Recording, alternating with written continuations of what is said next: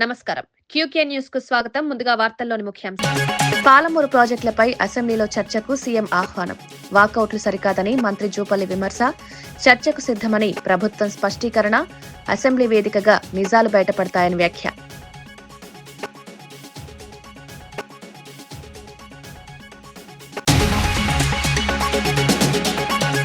ఉపాధి హామీ లబ్దిదారుల్లో 62% మహిళలే అన్న సీతక్క. ఎస్సీ, బీసీ వర్గాలకు ఉపాధి హామీ ఆర్థిక భరోసా. మహిళల్లో ఆత్మవిశ్వాసం పెంచిన ఉపాధి హామీ పథకాన్ని బలోపేతం చేస్తామని మంత్రి సీతక్క స్పష్టం.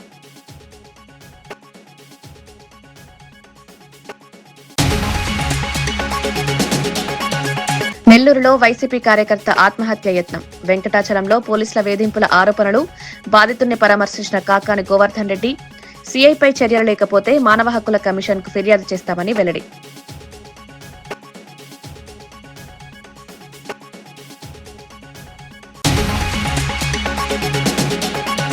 రాష్ట్ర ఆరోగ్య వ్యవస్థపై కోర్టు ఆగ్రహం. మెడికల్ కాలేజీల ప్రైవేటీకరణపై కన్నబాబు విమర్శ.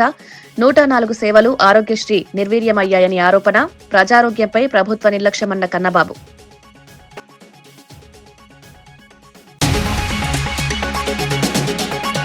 హైదరాబాద్ యూనియన్ టెరిటరీ వార్తలపై బీఆర్ఎస్ ఆందోళన. ప్రభుత్వం స్పష్టత ఇవ్వాలని ఎమ్మెల్సీ దాసోజు డిమాండ్. హైదరాబాద్ తెలంగాణ ఆత్మగౌరవానికి ప్రతీక అని వ్యాఖ్య. రాష్ట్ర హోదాను దెబ్బతీసే ప్రయత్నాలను వ్యతిరేకిస్తామని హెచ్చరిక.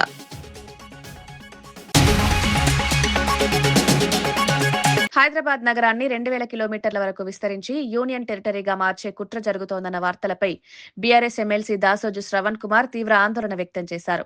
ఈ ప్రచారం ఎంతవరకు నిజమో ప్రభుత్వం స్పష్టంగా చెప్పాలని డిమాండ్ చేశారు. హైదరాబాద్ తెలంగాణ ప్రజలు ఆత్మగౌరవానికి ప్రతీక అని పేర్కొన్నారు. నగర విస్తరణ పేరుతో ప్రజల హక్కులను కాలరాస్తే ఊరుకోబోమని హెచ్చరించారు. ప్రభుత్వం ఈ అంశంపై మౌనం పాటించడం అనుమానాలకు తావిస్తోందన్నారు. హైదరాబాద్ భవిష్యత్తుపై జరుగుతున్న నిర్ణయాలను ప్రజల ముందుకు తీసుకురావాలని కోరారు. రాష్ట్ర హోదాను దెబ్బతీసే ఏ ప్రయత్నాన్నైనా బీఆర్ఎస్ తీవ్రంగా వ్యతిరేకిస్తుందని స్పష్టం చేశారు. సోషల్ మీడియాలో వార్తలు వస్తున్నాయి, పేపర్లలో వార్తలు వస్తున్నాయి, టీవీలలో వార్తలు వస్తున్నాయి.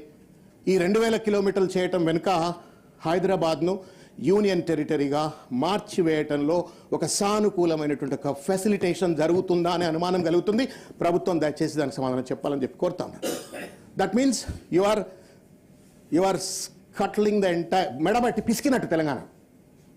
హైదరాబాద్ను కనుక మీరు యూటీ చేసి కేంద్ర ప్రభుత్వ పరిధిలో తీసుకపోతే తెలంగాణ ప్రజల నోట్లో మన్ను కొట్టినట్టు శంకరన్న మొత్తం ప్రజలందరికీ కూడా ఇబ్బంది జరుగుతుంది. ఇది ఇక్కడి నుంచే మనమంతా బతుకుతాం. పెన్షన్లు రావాలన్నా, రైతు బంధు రావాలన్నా, రైతు అన్ని రకాల అభివృద్ధి పథకాలు జరగాలంటే హైదరాబాద్ మనది కావాలి. కానీ ఈరోజు కేంద్ర ప్రభుత్వం కొట్టివేయాలనే ప్రయత్నం జరుగుతుందని చెప్పని చర్చలు వస్తున్న నేపథ్యంలో దీన్ని ఒక విస్తృతమైనటువంటి ఒక రీతిలో దీన్ని పెనట్రేట్ చేస్తున్నప్పుడు భయం కలుగుతుంది. దానికి కూడా సమాధానం చెప్పాలని చెప్పి నేను కోరుతా ఉన్నాను. రాష్ట్రంలో ఆరోగ్య వ్యవస్థ దయనీయ స్థితిలో ఉందని మాజీ మంత్రి కురసాల కన్నబాబు తీవ్ర విమర్శలు చేశారు. మెడికల్ కాలేజీలను ప్రైవేట్ కమ్మేస్తున్నారని, 104 సేవల్లో కనీసం షుగర్, బీపీ మందులు కూడా ఇవ్వడం లేదని కోర్టు ఆగ్రహం వ్యక్తం చేసిందన్నారు. ఆరోగ్యశ్రీ నిర్వీర్యమైందని, ఫీజు రియంబర్స్మెంట్ ఇవ్వడం లేదని తెలిపారు. ప్రభుత్వ ఆసుపత్రుల్లో ఆక్సిజన్ ప్లాంట్ల నిర్వహణ కూడా సరిగా లేదని పేర్కొన్నారు. ఇంత జరుగుతున్నా ప్రభుత్వం అప్పు తెచ్చిన 2,66,000 కోట్లను ఏం చేశారని ప్రశ్నించారు. ప్రజారోగ్యంపై ప్రభుత్వం నిర్లక్ష్యం చేస్తోందని ఆరోపించారు. ఈ పరిస్థితులు కొనసాగితే ప్రజల ఆరోగ్యం తీవ్ర ప్రమాదంలో పడుతుందని హెచ్చరించారు. మరి ఏంటి మీరు ఏం చేస్తున్నారు? ఈ 2,93,000 కోట్లు ఏం చేశారు స్వామి? చెప్పండి. మందులు ఇవ్వరు, ఆరోగ్యశ్రీ లేపేశారు, ఫీజు రింబర్స్మెంట్ ఇవ్వరు, అన్నదాత సుఖీభావ ఒకసారి ఇచ్చారు, అది కూడా అరకొరగా ఇచ్చారు. మేము అమ్మఒడి అంటాం, మీరేమో వాళ్ళ పేరు పెట్టారు తల్లికి వందనం, 30 లక్షల మందికి కట్టింగ్, 13,000 ఇస్తున్నారు. అది కూడా లేచిపోయింది. సంవత్సరం 3 సిలిండర్లు, సంవత్సరన్నర అయింది, 1 సిలిండర్ ఇచ్చారు. మిగతా వాళ్ళకి డబ్బులు పడలేదు. ఆడబెట్టినది అటే పోయింది, అమ్మఒడి ఇటే పోయింది. మీ పీపీపీ ఎటు పోయిందో తెలీదు. మీ పీపీపీ కోర్టులో ఉంది. ఒక హాస్టల్లో మంచినీళ్ళు ఇవ్వలేరు, ఒక స్కూల్కి రంగు వేయించలేరు. జగన్ గారి హయాంలో ఆగే నాడు నేడు ప్రోగ్రాం ముందుకు తీసుకెళ్లలేరు. ఒక ట్యాబ్ లేదు. ఏమి ఇచ్చారు? ఇవాళ హైకోర్టు నేను చూసా మన పేపర్లో, ఇవాళ కోర్టు చాలా తీవ్రమైన ఆక్షేపణ, ఆగ్రహం చెప్పిందని. దేని మీద? హాస్టళ్ల పనితీరు మీద, నిర్వహణ మీద. మంచినీళ్లు కూడా ఇవ్వలేని దుస్థితికి మీరు హాస్టల్ దిగజార్చేశారని మాట్లాడిందని. 3000 హాస్టల్ పర్యవేక్షణ చేయలేకపోతారా, మీకు చేత కావట్లేదా అని అడిగిందని కోర్టు. న్యాయమూర్తులు ఆవేదన చెందారని. మీకు తెలుసా, కురుపాం దగ్గర ఒక హాస్టల్లో తాగునీరు ఇవ్వకపోవడం వల్ల సుమారు 250 మంది కామెర్లో వాతన పడి పిల్లలు, అందులో 2 పిల్లలు చనిపోతే, గిరిజన బాలికలు. కనీసం స్పందన లేదు ఈ గవర్నమెంట్కి.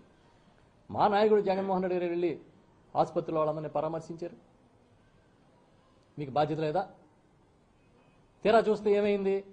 జగన్ గారు పెట్టిన ఆర్ఓ ప్లాంట్ల మెయింటెనెన్స్ కూడా మీరు చేయకపోవడం వల్ల ఈ నీరు కలుషితమైందని కదా తేలింది. మరి ఏం చేశారు? 2,93,000 కోట్లు. స్కీములు ఇవ్వట్లేదు, డెవలప్మెంట్ లేదు.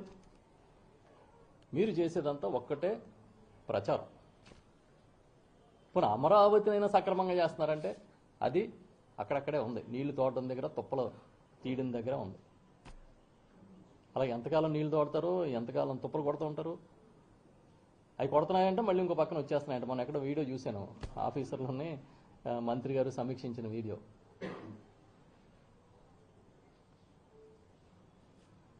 ఇంకా లోతుకెళ్తే అసలు మన టైం చాలదు మాట్లాడుకోవాలంటే. ఎందుకంటే మన వాళ్ళు చేసింది అంతా ఇంతనా.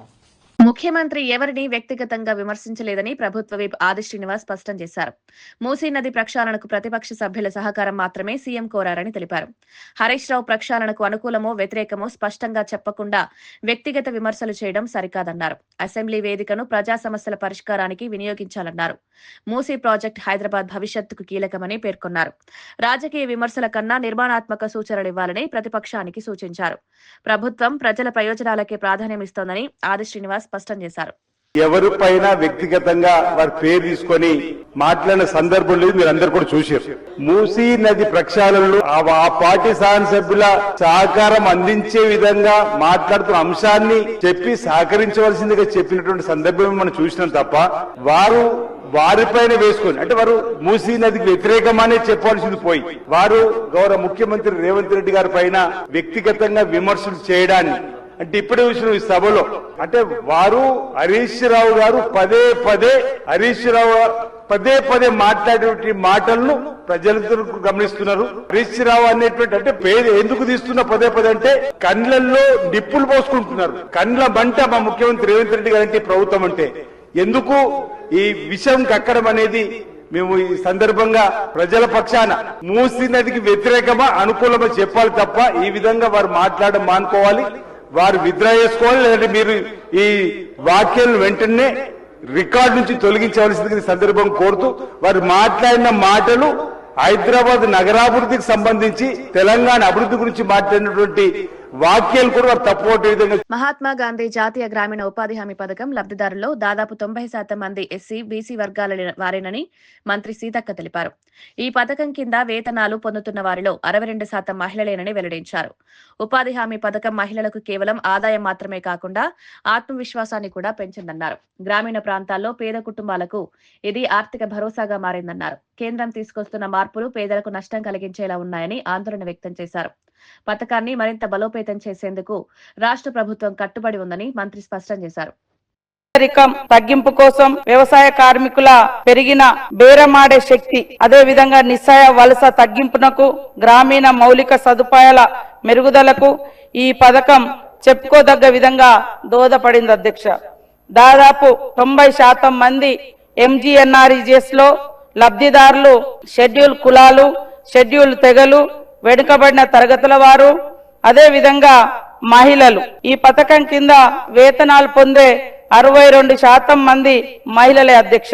ఇతర రంగాల్లో వ్యవసాయ కూలీలుగా హాజరు కాలైనటువంటి వారు కూడా మరి ఎంజీఎన్ఆర్ఈజీఎస్ ద్వారా మహిళలు బయటకు వచ్చి వారి ఉపాధి కోసం ఈ పనులలో 62% మహిళలే పనిచేస్తున్నారు అధ్యక్ష. అదే విధంగా ఈ చట్టం మహిళలకు ఆదాయాన్ని పొందడం మాత్రమే కాకుండా ఆత్మవిశ్వాసాన్ని, స్వావలంబనను అదే విధంగా హక్కులను కూడా అందించడం జరిగింది. నెల్లూరు జిల్లాలో వైఎస్ఆర్సీపీ కార్యకర్త ఆత్మహత్య యత్నం కలకలం రేపింది. వెంకటాచలం మండలానికి చెందిన గురువయ్యను స్థానిక సీఐ సుబ్బారావు భార్య ముందే అసభ్యకరమైన మాటలతో హింసించారని ఆరోపణలు వెలువెత్తాయి. ఈ ఘటనపై స్పందించిన మాజీ మంత్రి కాకాని గోవర్ధన్ రెడ్డి బాధితుడిని పరామర్శించి సంఘీభావం ప్రకటించారు. సీఐ సుబ్బారావు పోలీసు అధికారిగా కాకుండా టీడీపీ కార్యకర్తలు వ్యవహరిస్తున్నారని తీవ్ర విమర్శలు చేశారు. బాధితుడిపై జరిగిన మానసిక వేధింపులే ఈ దారుణానికి కారణమని పేర్కొన్నారు. సీఐపై వెంటనే చర్యలు తీసుకోకపోతే మానవ హక్కుల కమిషన్ను ఆశ్రయిస్తామని హెచ్చరించారు.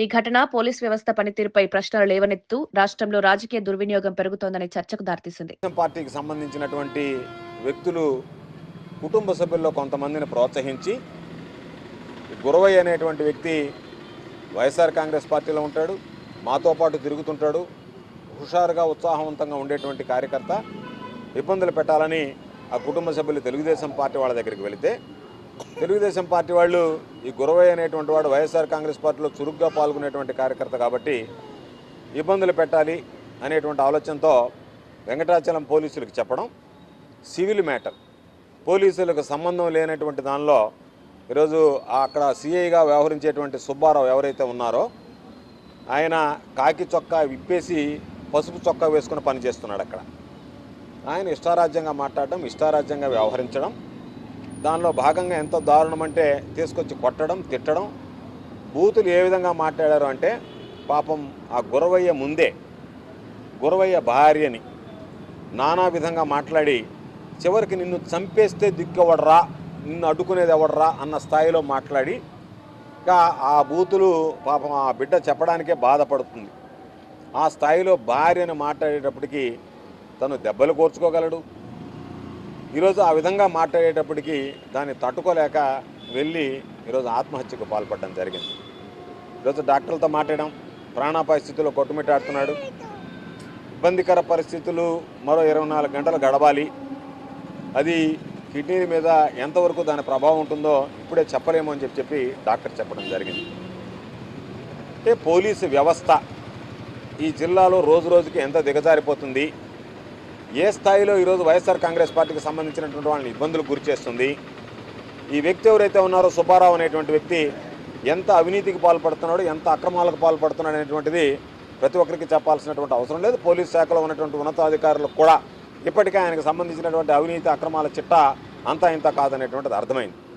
ఈరోజు తను అవినీతికి పాల్పడుతూ విచ్చలవిడిగా డబ్బులు సంపాదిస్తూ ఈ అక్రమాలన్నీ చేస్తూ తెలుగుదేశం పార్టీ అండ ఉంటే నన్ను ఎవరు ఏమీ చేయలేరనేటువంటి ఒక ఉద్దేశంతో ఈరోజు వైఎస్ఆర్ కాంగ్రెస్ పార్టీకి సంబంధించి తెలుగుదేశం వాళ్ళు చెప్పిన వెంటనే జీ హుజూర్ అంటూ ఈరోజు వాళ్ళకి గులాంగిరి చేస్తూ వాళ్ళు చెప్పినటువంటి ఆదేశాలన్నీ పాటించేటువంటి పరిస్థితి. ఎంత నీచమైనటువంటి స్థాయికి సుబ్బారావు దిగజారిపోయాడంటే వైఎస్ఆర్ కాంగ్రెస్ పార్టీ ఎవడన్నా ఫ్లెక్స్లు కడితే అది ఇప్పించేది సుబ్బారావే, ఇంకెవరు తెలుగుదేశం పార్టీ నాయకులు కూడా రారు.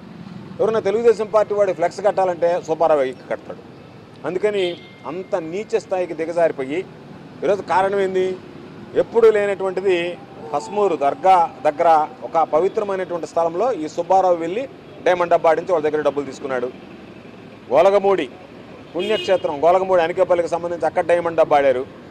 ఈరోజు ఎవరు వెళ్ళినా సరే పోలీసు ఉన్నతాధికారులు ఒకసారి దృష్టి పెడితే ఈరోజు కాకర్లవారిపాలెం ఉంటాం, తాటిపర్తివారిపాలెం పరిసర ప్రాంతాల్లో కోడి పందాలు ఈరోజు కూడా నిర్వహిస్తున్నారు. వాళ్ళకి సంబంధించినటువంటి దాంట్లో రోజువారీ మామూలు తీసుకుని సుబ్బారావు వాళ్ళందరినీ కూడా ఈరోజు మీ ఇష్ట ప్రకారం చేయండి అన్నట్టుగా వాళ్ళని ప్రోత్సహించేటువంటి పరిస్థితి ఏర్పడింది. కాబట్టి ఖచ్చితంగా ఇటువంటి వాళ్ళ విషయంలో పాత ఎస్పీగా కృష్ణకాంత్ ఉన్నప్పుడు ఈ జిల్లాని భ్రష్టు పట్టించాడు. ఏ విధంగా కావాలంటే ఆ విధంగా కేసులు పెట్టండి, మీరు ఏ విధంగా చేసుకోండి, ఎమ్మెల్యేలు ఏం చెప్తే అది వినండి అని చెప్పి పోలీస్ అనేటువంటి దాన్ని వ్యవస్థని కృష్ణకాంత్ నిర్వీర్యం చేశాడు. కొత్తగా వచ్చినటువంటి ఎస్పీ గారు దాని దిద్దుబాటు కోసం చర్యలు తీసుకుంటున్నా ఆమె మాటలు కూడా పోలీసులు వింటున్నట్టుగా అనిపించడం లేదు. కింద స్థాయి సిబ్బంది ఆమె ఆదేశాలు కూడా బేఖాతరు చేస్తున్నట్టుకున్నారు. కాబట్టి మేము ఎస్పీ గారిని కోరేది ఈరోజు ఈ ఉదంతాన్ని ఈరోజు మీరు విచారణకు తీసుకొని ఈరోజు ఉన్నటువంటి కేసులో సుబ్బారావు పాత్ర ఏందనేటువంటిది నిర్ధారించి విచారించి తక్షణమే చర్యలు తీసుకొని అతనిని ఇమీడియట్గా సస్పెండ్ చేయాలని చెప్పి వైఎస్ఆర్ కాంగ్రెస్ పార్టీ పక్షాన్ని డిమాండ్ చేస్తున్నాం. తప్పనిసరిగా ఆ కుటుంబానికి అండగా నిలవడంతో పాటు గురవయ్య కుటుంబానికి రాబోయేటువంటి రోజుల్లో గురవయ్య లాంటి వ్యక్తులను తీసుకొస్తే అంటే జనవరి 1వ తేదీ పాపం పసిబిడ్డలు చిన్న బిడ్డలు పాపం మా కుటుంబం గోడుగోడమంటుంది. ఏదైనా జరిగితే గురవయ్యకి మా కుటుంబం వీధిని పడేటువంటి పరిస్థితి ఏర్పడుతుందని అంటే గురవయ్య చెప్పాడు, అయ్యా నాకు ఎందుకో ఆ సిఐ సుబ్బారావు మాట్లాడినటువంటి మాటలు అన్నం తినడానికి కూడా ఇష్టపడక నా కళ్ళ ముందే నా భార్యని మాట్లాడిన తర్వాత నా కోసరం నన్ను నమ్ముకొని వచ్చినటువంటి నా భార్యని ఈరోజు తిట్టు తినాల్సినటువంటి పరిస్థితి ఏర్పడింది కదా ఆమెకని చెప్పి నాకు మనస్సాక్షి అంగీకరించక నేరుగా పొలంలోకి వెళ్ళి మందు దాగి చనిపోవాలనిపించింది. కాబట్టి నిజంగా చనిపోవాలనే మందు దాగానని చెప్పి చెప్తున్నాడంటే ఈ సిఐ అనేటువంటి వాడు ఎంత నిర్దాక్షంగా వ్యవహరిస్తున్నారు, పోలీసు వ్యవస్థ ఎంత దారుణంగా ప్రవర్తిస్తుంది, పోలీసులు ఏ విధంగా ఈరోజు ప్రజలకు సంబంధించినటువంటి మాన ప్రాణాలతో చెలగాటమాడుతున్నారు అనేటువంటి దానికి ఇది ఒక ఉదాహరణ. తప్పనిసరిగా మరలా చెప్తున్నాం, ఇప్పటికే అనేక అక్రమాలు, ఇప్పటికే కృష్ణకాంత్ ఉన్నప్పుడు శేషయ్య మీద జరిగినటువంటి ఒక అక్రమంగా కేసు మానేస్తే సాక్ష్యాధారాలతో సహా తీసుకెళ్ళి ఇచ్చిన ఆయన తెలుగుదేశం పార్టీ వాళ్ళు ఏమి చెప్తే తినేటువంటి ఎస్పీ కాబట్టి ఆ ఎస్పీ ఆ రోజు వాళ్ళకు తొత్తులుగా వ్యవహరించాడు కాబట్టి తెలుగుదేశం పార్టీ వాళ్ళకి అడుగులకు మడుగులు ఎత్తాడు కాబట్టి ఆ కేసులన్నీ నీరు గచ్చిపోయాడు పాత ఎస్పీ కృష్ణకాంత్. ఈరోజు వచ్చినటువంటి ఎస్పీ గారు కాస్త ధైర్యంగా తీసుకోవాలి, ముందుకు వెళ్లాలన్నటువంటి ఆలోచన చేసిన ఆ పాత వాసన ఇంకా పోయేటువంటి. నెల్లూరు జిల్లా తోటపల్లి గూడూరు మండలం ముంగలదొర్వు గ్రామంలో తాగునీటి సమస్యకు పరిష్కారంగా వీపీఆర్ ఫౌండేషన్ ఆధ్వర్యంలో ఏర్పాటు చేసిన వీపీఆర్ అమృతధార వాటర్ ప్లాంట్ ను ఘనంగా ప్రారంభించారు. ఈ కార్యక్రమంలో MP Vemireddy Prabhakar Reddy, Sarvepalli MLA Somireddy Chandramohan Reddy, TDP జిల్లా అధ్యక్షుడు బీద రవిచంద్ర పాల్గొన్నారు. గ్రామ ప్రజలకు స్వచ్ఛమైన తాగునీరు అందించడమే లక్ష్యంగా ఈ ప్లాంట్ ను ఏర్పాటు చేసినట్లు నేతలు తెలిపారు. గ్రామీణ ప్రాంతాల్లో ఆరోగ్య సమస్యలను తగ్గించేందుకు ఇలాంటి ప్రాజెక్టులు ఎంతో అవసరమని అభిప్రాయపడ్డారు. ప్రజా భాగస్వామ్యంతో చేపట్టిన ఈ ప్రయత్నం ఇతర గ్రామాలకు ఆదర్శంగా నిలుస్తుందన్నారు. తాగునీటి సమస్యకు శాశ్వత పరిష్కారం చూపే దిశగా ఇది కీలక ముందడుగని పేర్కొన్నారు.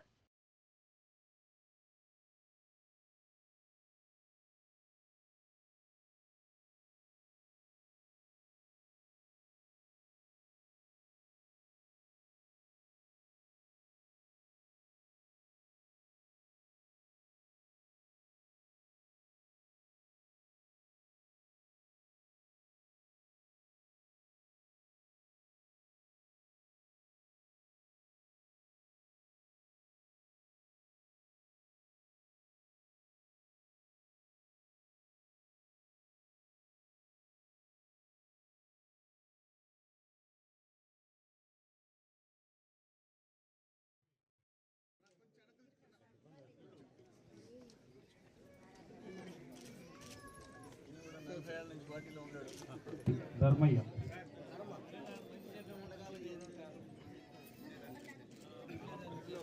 Okay sir. ప్రసాద్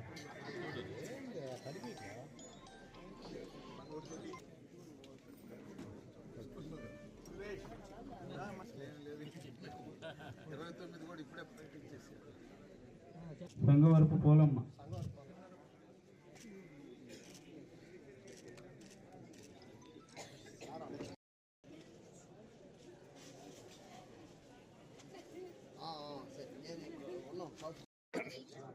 ధ్రువంతిష్టాగ్నిష్టాష్టం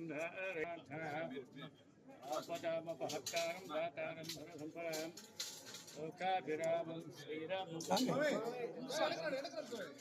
మంగళమంగళే శివే సర్వాసార్గే శరణ్యే త్ర్యంబకే దేవి నారాయణ నమస్తే శ్రీరామరూపాభ్యాం యా దేవి సర్వమంగళ యోగోస్తంభితోనందర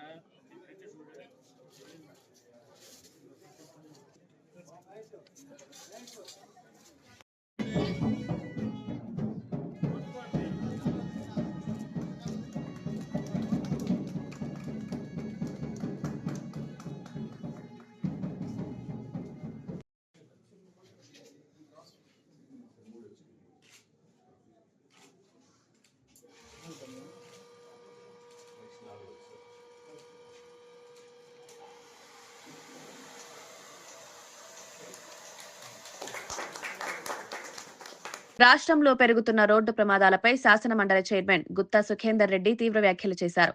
ఆర్ఎండ్బి రవాణా శాఖల నిర్లక్ష్యమే ప్రమాదాలకు ప్రధాన కారణమని స్పష్టం చేశారు. రహదారులపై గుంతలు ఉండడం, ఆర్టీసీ బస్సులను అడ్డంగా నిలిపివేయడం వంటి చర్యల వల్లే అనేక ప్రమాదాలు జరుగుతున్నాయని విమర్శించారు. రోడ్ల నిర్వహణ సరిగా లేకపోవడం వల్ల ప్రజల ప్రాణాలు ప్రమాదంలో పడుతున్నాయన్నారు. సంబంధిత శాఖలు సమన్వయంతో పనిచేయాలని సూచించారు. ప్రమాదాల నివారణకు తక్షణ చర్యలు తీసుకోకపోతే పరిస్థితి మరింత తీవ్రమవుతుందని హెచ్చరించారు. ప్రజల భద్రతపై రాజీ పడేది లేదని స్పష్టం చేస్తూ అధికార యంత్రాంగం అప్రమత్తంగా ఉండాలని చైర్మన్ ఆదేశించారు. తర్వాత చాలా వెహికల్స్ ఇల్లీగల్గా నడి రోడ్డు మీద ఆపేస్తున్నారు. దాంట్లో మీ ఆర్టీసీ బస్సులు ఉన్నాయి, లారీలు ఉన్నాయి. ఆగి ఉన్న లారీకే గుద్దుకొని చచ్చిపోయిన వాళ్ళే ఎక్కువ. ఆగి ఉన్న బస్సులను గుద్దుకొని చనిపోయిన వాళ్ళ సంఖ్య ఎక్కువ. మీరు సెన్సెస్ తీయండి. అదేవిధంగా సైరన్సు, ప్లేట్స్. సైరన్ అయితే ఎవరు రోడ్డు పెట్టుకుంటుండో ఎవరికి అర్థమైతే లేదు. ఎవరు ఇష్టానుసారం వాళ్ళు పెడుతున్నారు కార్లకు. చెప్తాం, మీ ఆర్టీఓలు, మీ వెహికల్ ఇన్స్పెక్టర్ల డ్యూటీ కూడా అది. తర్వాత నెంబర్ ప్లేట్స్ మీద వాడు ఎమ్మెల్యే రాసుకుంటాడు, పోలీస్ కమిషనర్ రాసుకున్నా ఎవడు వాడికి దిక్కు లేదు. విన్నారా? అందుకనే మీ డిపార్ట్మెంట్ చేయాల్సిన దాంట్లో కూడా మీరు ఎప్పుడు రోడ్ల మీద ఇన్స్పెక్షన్ చేస్తుంటారు కదా మీ వెహికల్ ఇన్స్పెక్టర్స్. అవి ఎందుకు పట్టించుకోవట్లేదు?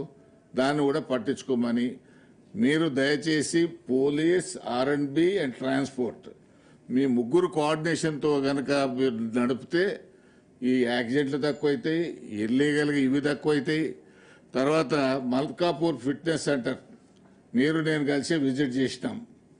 ఇంతవరకు మళ్ళీ అది ప్లాన్లో రాలేదు, వర్కౌట్ కావట్లేదు. కేంద్ర ప్రభుత్వం 6-7 కోట్లు ఇచ్చి అప్పుడు తయారు చేసినటువంటిది యాస్టేజ్గా అన్యూజ్గా ఉంది. నేను ఈ విషయం 2-3 సార్లు మా మిత్రుడు ట్రాన్స్పోర్ట్ మినిస్టర్ గారికి చెప్తే ఒకనాడు నల్గొండ ప్రోగ్రాం చూసుకుని చక్కగా అడిగిపోయి చూసినాం. ఇంకొక 8 కోట్లు పెడితే కానీ అది అప్డేట్ కాదనేటువంటి విషయం. ఎందుకంటే మీది ఎర్నింగ్ డిపార్ట్మెంటు, మీకు 8,000 కోట్లు వస్తున్నాయి. దాంట్లోకి ఒక 7 కోట్లు పెద్ద సమస్య కాదు. కాబట్టి మీరు సీరియస్గా తీసుకుంటే ఆ ఫిట్నెస్ సెంటర్ను మనం తీసుకురావడానికి, దాన్ని ఫంక్షనింగ్లో తీసుకురావడానికి బాగుంటుంది.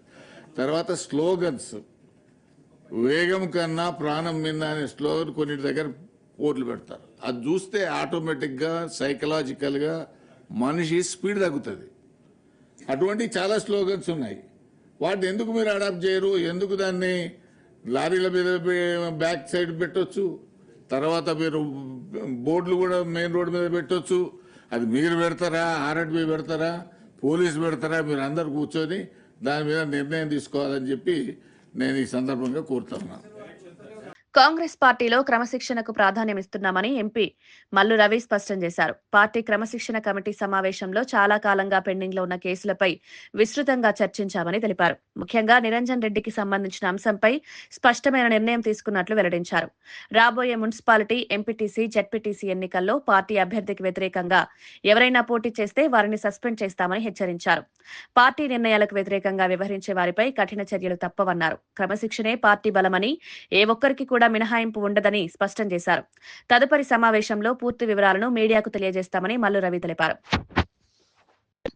ఇంకా దానికి సంబంధించి కొంతమందితో మాట్లాడి దాన్ని ప్రకటన చేయటం మా వైస్ ప్రెసిడెంట్ గారు ఆ కార్యక్రమాన్ని తీసుకుంటారు. ఇది కాకుండా కొన్ని కరీంనగర్ నుంచి కూడా కొన్ని కంప్లైంట్స్ వచ్చినాయి. వారికి షోకాజ్ నోటీస్ పంపించి వాళ్ళని పిలిపించాలని నిర్ణయం తీసుకున్నాం. దక్కని మళ్ళీ మీటింగ్ జరిగినప్పుడు వివరాలన్నీ మీకు చెప్తాం. ఇప్పుడు త్వరలో మళ్ళీ మున్సిపల్ ఎలక్షన్లు, ఎంపీటీసీ, జెడ్పీటీసీ జరుగుతున్నాయి కాబట్టి అందరూ పార్టీ డిసిప్లిన్ దృష్టిలో పెట్టుకుని వారు నిర్ణయాలు తీసుకోవాలని అందరికీ విజ్ఞప్తి చేస్తున్నాను. ఎందుకంటే రేపు వచ్చేటటువంటి మున్సిపాలిటీ కానీ, ఎంపీటీసీ, జెడ్పీటీసీలో కానీ పార్టీ గుర్తు మీద ఎన్నికలు జరుగుతాయి. పార్టీ గుర్తు మీద ఎన్నికలు జరిగి బీఫామ్ ఇచ్చినప్పుడు ఆ పార్టీ అభ్యర్థికి వ్యతిరేకంగా ఎవరైనా పోటీ చేస్తే వెంటనే క్రమశిక్షణ చర్యల్లో భాగంగా పార్టీ నుంచి సస్పెండ్ చేయటం జరుగుతుంది. పాలమూరు జిల్లా ప్రాజెక్టులపై కేసీఆర్ చేసిన వ్యాఖ్యలపై మంత్రి జూపల్లి కృష్ణారావు తీవ్రంగా స్పందించారు. కేసీఆర్ బయట యుద్ధం చేస్తారని చెప్పడం కాకుండా అసెంబ్లీలో చర్చించేందుకు రావాలని సీఎం రేవంత్ రెడ్డి ఆహ్వానించారని గుర్తు చేశారు. ఆ అవకాశాన్ని వదిలేసి మైక్ కట్ చేశారంటూ వాకౌట్ చేయడం సరికాదని విమర్శించారు. పాలమూరు ప్రాజెక్టుల విషయంలో ప్రభుత్వం స్పష్టమైన విధానంతో ముందుకు వెళ్తోందన్నారు. ప్రజల ప్రయోజనాల కోసం చర్చకు సిద్ధంగా ఉన్నామన్నారు. రాజకీయ ప్రయోజనాల కోసం వాకౌట్లు చేయడం ప్రజలకు మేలు చేయదన్నారు. అసెంబ్లీ వేదికగా సూటిగా చర్చిస్తే నిజాలు బయటపడతాయని మంత్రి స్పష్టం చేశారు. ప్రజలు ఎందుకు మాట్లాడతారు? శాసనసభ సమావేశాలు ఏర్పాటు చేస్తాం. స్పష్టంగా ఒకరోజు కృష్ణా జలాలపైన, ఒకరోజు గోదావరి జలాలపైన చర్చించుకుందాం రమ్మని చెప్పని స్పష్టంగా ఆహ్వానం పలకడం జరిగింది, చెప్పడం జరిగింది. ఈ రోజున Harish Rao mic కేసీఆర్గా mic speaker గారు ఇవ్వలేదనేటువంటి నెపం పెడతా ఉన్నా కదా హరీష్ రావు, నువ్వే ఉన్నావు కదా శాసనసభ లెజిస్లేటివ్ అఫైర్స్ మినిస్టర్గా. 2018 సంవత్సరంలో ఆనాడు కోమటిరెడ్డి వెంకటరెడ్డి గారు, ఆనాటి శాసనసభ్యుడు, సంపత్ అలంపూర్ శాసనసభ్యుడు, కేవలం అసెంబ్లీలో గొడవ చేసిన నెపం పైన, ఏదో మాట్లాడిన నెపం పైన మొత్తం టోటల్గా వాళ్ళ టర్మునే టోటల్గా టర్మినేట్ చేసిండు, అంటే సభ్యత్వాన్ని రద్దు చేసిండు. మరి ఈ రోజున కేవలం ఈరోజు జరిగినటువంటి చర్చలో భాగంగా ఏది మూసీ ప్రక్షాళనకు సంబంధించి, మూసీ రివర్ ప్రాజెక్ట్ సంబంధించినటువంటి దానిపైన స్పీకర్ మైక్ ఇవ్వలేదని ఈ సెషన్ మొత్తం బైకాట్ చేస్తాను అంటే ఎక్కడైనా ఏమాత్రం పొంతన ఉందా? గడచిన 10 సంవత్సరాల కాలంలో ఆనాడు జానారెడ్డి గారు ప్రతిపక్ష నాయకుడిగా ఉన్నప్పుడు ప్రతిపక్ష నాయకునికే ఆనాటి స్పీకరు మల్సునాచారి గారు ఎన్నో సందర్భాలలో మైక్ ఇవ్వని పరిస్థితి ఉంది. అట్లాగే పోచారం గారు ఉన్నప్పుడు కూడా మరి ఎప్పుడు కూడా ఆనాటి ప్రతిపక్షం, కాంగ్రెస్ ప్రతిపక్షం ఎప్పుడు కూడా మొత్తం సెషన్ బహిష్కరించలేదే. ఎందుకు చేస్తూ ఉన్నారు ఇది? అంటే స్పష్టంగా కళ్ళకు కనపడే విధంగా కొట్టొచ్చినట్టుగా కనపడతా ఉంది. కేవలం పలాయనవాదం, అంటే ఏదైతే గౌరవ ముఖ్యమంత్రి రేవంత్ రెడ్డి గారు మాట్లాడడం జరిగిందో అన్ని అంశాల పట్ల, అంటే నీటి కేటాయింపులు, ప్రాజెక్టులు, నిధులు, పాలమూరు ప్రాజెక్టు అన్నింటిపైన చర్చ జరుగుదాం.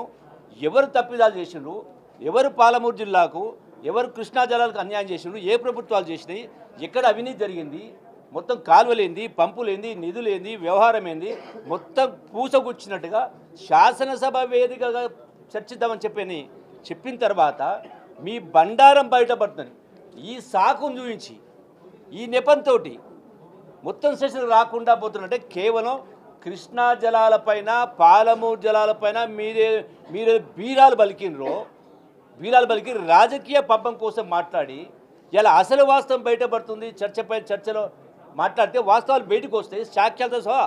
మీ సంతకాలతోటి, మీ లెటర్లతోటి ఢిల్లీకి ఏం రాసిండ్రు, ఏమి ఇచ్చిండ్రు, నిధులు ఏం ఖర్చు పెట్టిండ్రు, ఎవరికేం చేసిండ్రు, ఎంత దోపిడీ జరిగింది, ఇవన్నీ కూడా మొత్తం బండారం బయటపడుతుందని చెప్పనే శాసనసభకు రాకుండా తప్పించుకోవడం కోసం మాత్రమే ఈరోజు మీరు చేసిన డ్రామా స్పష్టంగా కనపడుతూ ఉంది.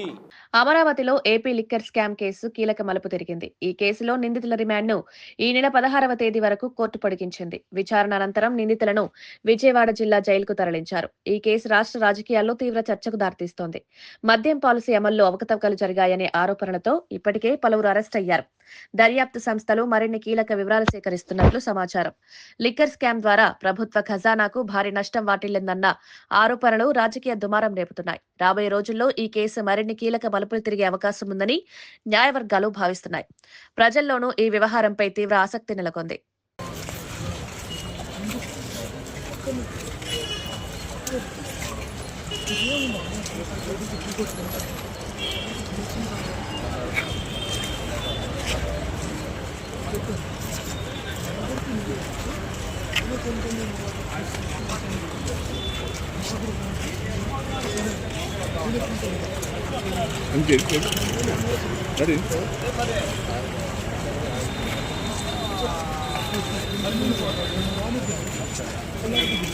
వార్తలు ముగించే ముందు ముఖ్యాంశాలు మరోసారి. పాలమూరు ప్రాజెక్టులపై అసెంబ్లీలో చర్చకు సీఎం ఆహ్వానం. వాకౌట్లు సరికాదని మంత్రి జూపల్లి విమర్శ. చర్చకు సిద్ధమని ప్రభుత్వం స్పష్టీకరణ. అసెంబ్లీ వేదికగా నిజాలు బయటపడతాయని వ్యాఖ్య.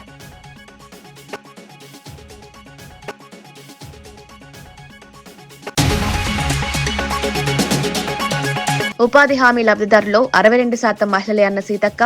ఎస్సీ, బీసీ వర్గాలకు ఉపాధి హామీ ఆర్థిక భరోసా. మహిళల్లో ఆత్మవిశ్వాసం పెంచిన ఉపాధి హామీ పథకాన్ని బలోపేతం చేస్తామని మంత్రి సీతక్క స్పష్టం.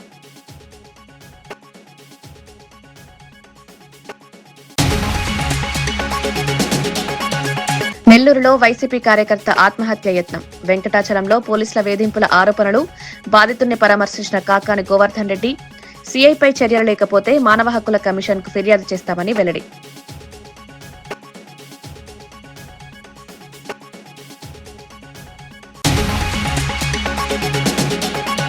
రాష్ట్ర ఆరోగ్య వ్యవస్థపై కోర్టు ఆగ్రహం. మెడికల్ కాలేజీల ప్రైవేటీకరణపై కన్నబాబు విమర్శ. 104 సేవలు ఆరోగ్యశ్రీ నిర్వీర్యమయ్యాయని ఆరోపణ. ప్రజారోగ్యంపై ప్రభుత్వ నిర్లక్ష్యమన్న కన్నబాబు.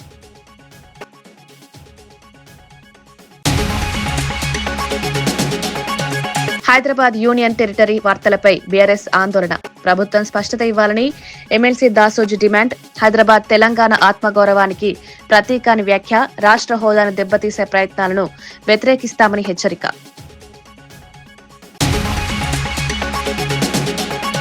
ఇవి ఈనాటి వార్తా విశేషాలు. మరో బులెటిన్లో మళ్ళీ కలుద్దాం. నమస్కారం.